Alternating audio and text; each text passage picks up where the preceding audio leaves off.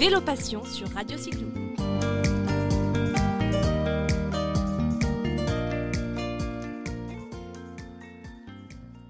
Bonsoir Patrick Chevalier, merci donc de me consacrer un peu de temps pour Radio Cyclo. Juste avant la diffusion du film sportif Le parcours médiatique des combattantes, spécialement pour la Journée internationale des droits des femmes. On est ici dans un magnifique et fabuleux endroit à Villemur-y-Arrivé-sur-Tarn, dans les Greniers du Roi, tout en briquette rouge. Donc pour les Toulousains qui ne connaissent pas, je vous recommande d'aller visiter ce lieu parce que c'est un lieu qui est classé, qui est magnifique. Donc un bel endroit pour parler de la mixité au niveau sportif. Donc Patrick, d'abord la première question par rapport à ce film, est-ce que tu peux nous en dire un peu plus et nous expliquer comment t'es venue l'idée de ce film et nous expliquer le déroulé en fait? Alors, c'est simple et compliqué. L'origine de ce film, c'est 2014. 2014, le ministère des Sports, le CSA, lance l'initiative de ce qu'on appelle les 24 heures du sport féminin. Et donc à cette occasion, puisque moi, depuis déjà quelques décennies, je me bats pour la mixité dans le sport, donc l'égalité femmes-hommes, donc je décide de faire un 13 minutes. Sur la médiatisation du sport féminin, puisque c'est ça qui paraissait intéressant. Donc je le fais, c'est à Roland-Garros, j'interviewe un certain nombre de personnes. Voilà. Et en 2017, c'est devenu les 4 saisons du sport féminin.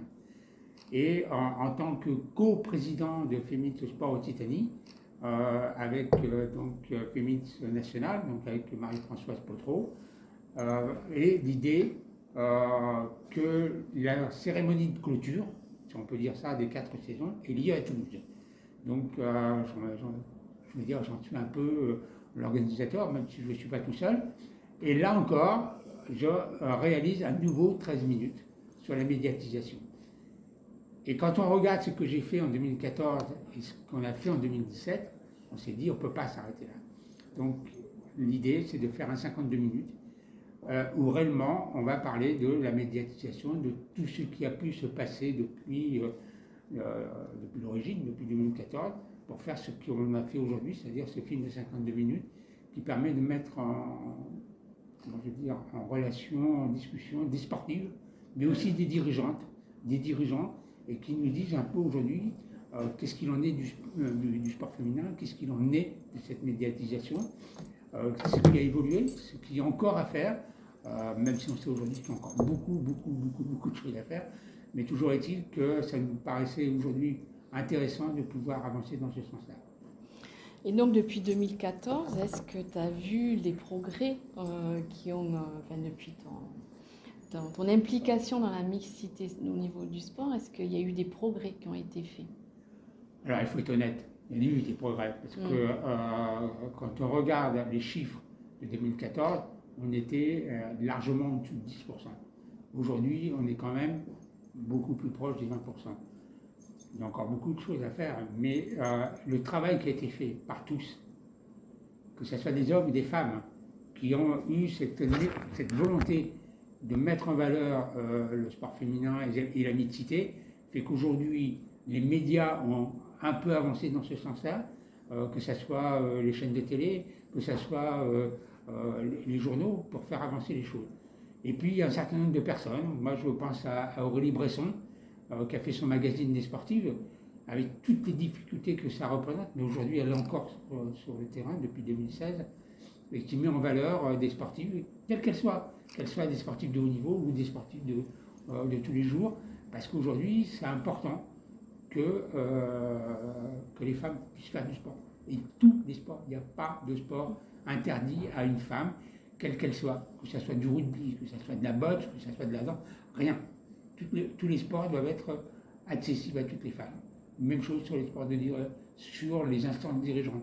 Là, on aura beaucoup encore à progresser, parce qu'aujourd'hui, on s'aperçoit que très peu de femmes sont dirigeantes, très peu de femmes sont directrices techniques nationales, très peu de femmes sont entraîneurs de clubs ou quoi que ce soit. Donc là, il y a encore beaucoup de chemin à faire. Voilà, je pense que il va falloir continuer à remonter les manches et puis aller sur le terrain. Voilà.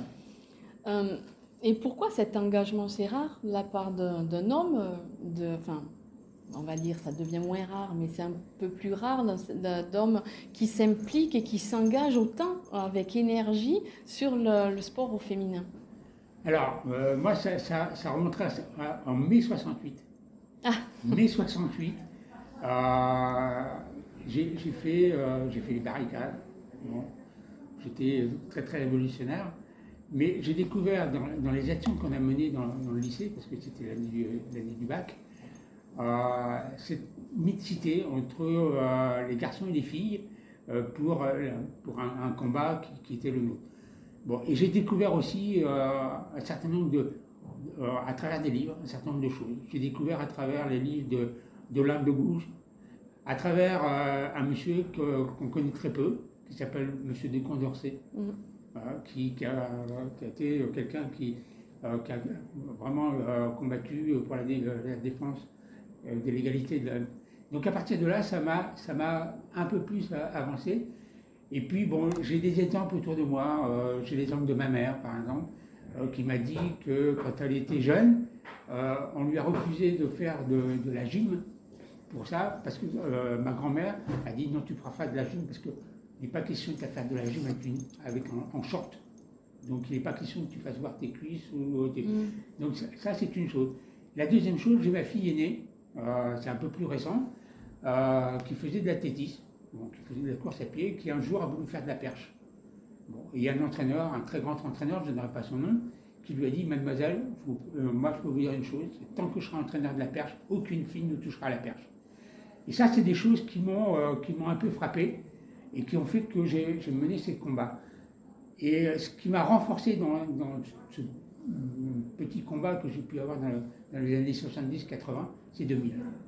En 2000, il y a une femme que je trouve remarquable, qui a été pour moi la meilleure ministre des Sports qu'il y a pu y avoir, c'est Marie-Georges Buffet. Pourquoi? Parce qu'elle a mis en place des plans de féminisation, même si aujourd'hui on s'aperçoit que ce n'est pas vraiment mis en place, mais n'empêche que ce combat aujourd'hui amène à quoi? À une loi qui oblige la parité dans les instances. Et ça, c'est un combat aujourd'hui de 20 ans, 22 ans. Et voilà. Et FEMIT est une des chevilles ouvrières de ça, parce que Marie-Françoise Potreau, qui était la présidente, qui encore aujourd'hui, elle était au ministère, et elle a suivi la bataille des premiers mois, des premières années. Et bon, aujourd'hui, il y a des résultats. Mais surtout, il y a des résultats positifs. Il ne faut surtout pas relâcher, parce que sinon, ça va refaire putsch et on va retomber dans des situations. Et je dis que le combat de l'égalité femmes-hommes ne se fera pas avec Béatrice Bardulus, je le dis très bien. Ce n'est pas les femmes tout seules, c'est les femmes et les hommes ensemble qui arriveront à le gagner. Parce qu'il faut convaincre des hommes. Moi, je suis convaincu, mais il y en a d'autres qu'il faut convaincre, qui sont dans des sphères un peu plus importantes ou même en dessous, qu'il faut convaincre de l'importance de ça. Parce qu'on s'aperçoit aujourd'hui que la gouvernance qui peut se faire avec un homme et une femme dans une gouvernance, on sait les résultats aujourd'hui, elles sont positifs. Dans tous les cas, la Fédération française de handball peut le démontrer.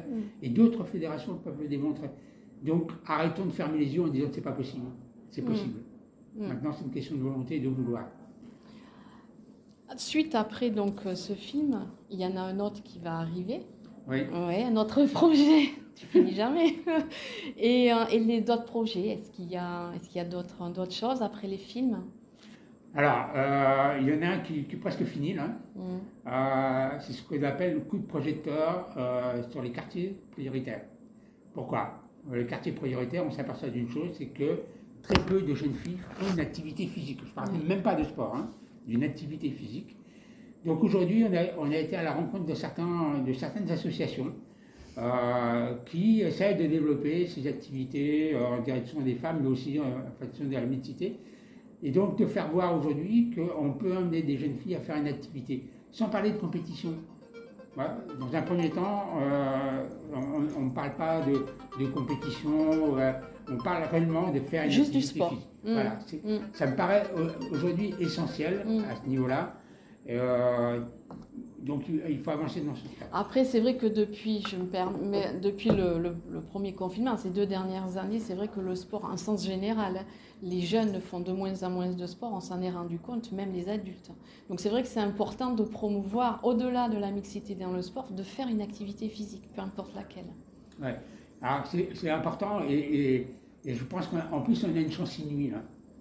On va avoir les Jeux Olympiques en 2024. Ouais. Donc aujourd'hui, il faut essayer de passer du stade de la France sportive à la France des sportifs et des sportives. C'est-à-dire amener plus de personnes possible à faire une activité physique. Et je crois que l'erreur, moi c'est mon sentiment, l'erreur qui a été faite par la plupart des associations aujourd'hui, c'est que quand vous preniez une licence dans un club, que ce soit du foot, du tennis ou quoi que ce soit, dans l'idée, c'est la compétition. Top! Non! La plupart des gens, ils ont envie peut-être de faire une activité. Et je crois qu'aujourd'hui, c'est l'erreur qu'on a pu faire avec les jeunes filles et les jeunes femmes, de les emmener directement dans la compétition. Je crois que la première étape, c'est d'avoir le plaisir de faire une activité physique, quel qu'il soit, d'aller courir, de faire du vélo, de partager. Voilà, c'est ça qui est important. Ils n'ont pas la compétition d'aller chercher la médaille ou quoi que ce soit. Je pense qu'il y a eu des erreurs de fait à ce niveau-là, ce qui fait qu'on a énormément de retard.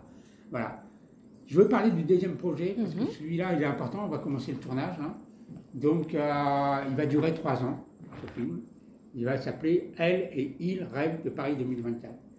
C'est aujourd'hui 6 sports, 12 jeunes, 6 garçons, 6 filles. Ça, c'est toutes les fédérations avec qui on a contacté, que ce soit le handball, le badminton, quoi que ce soit. On leur a dit, nous on veut un garçon et une fille. Pourquoi? Tout simplement pour essayer de démontrer que la détermination, la volonté dans le travail qui va être fait par ces jeunes pour intégrer l'équipe de France olympique est la même. Il va falloir qu'ils s'entraînent autant, il va falloir la même volonté, c'est-à-dire qu'il n'y a pas de discrimination sur le volume d'entraînement ou quoi que ce soit, c'est la même chose. C'est-à-dire qu'ils vont avoir la même quantité d'entraînement, les mêmes besoins dans la vie quotidienne. Donc, quelque part, c'est de faire voir au grand public qu'on ne devient pas sportif de haut niveau par hasard et que c'est la même chose pour un garçon et que pour une fille. Ça me paraît aujourd'hui important. Et de faire voir aussi à des jeunes qui sont un peu perdus et de dire qu'aujourd'hui, des sportifs, des jeunes qui ont une vingtaine d'années, aujourd'hui, ont décidé de faire une carrière sportive, entre guillemets, qui va durer ce qu'elle va durer. Mais ça ne leur empêche pas derrière d'avoir une qualité de vie professionnelle, une qualité de vie au quotidien, et d'avoir des réussites au niveau universitaire, scolaire, ainsi de suite. Et je prendrai un exemple de la jeune fille qu'on voit au début du film, qui s'appelle Héloïse, qu'on a rencontrée quand elle avait 14 ans. Aujourd'hui, elle passe son bac, elle a une moyenne de 18 au bac, et elle est numéro 3 mondial des moins de 23 ans. Donc ça, c'est une preuve de la volonté, de la détermination qu'il y a là pour faire avancer les choses. Et quelque part, ça peut amener des jeunes à dire, bon, sans faire du sport, c'est que si on veut y travailler, si on veut y mettre de la volonté, on y arrive. Ben, merci beaucoup, Patrick.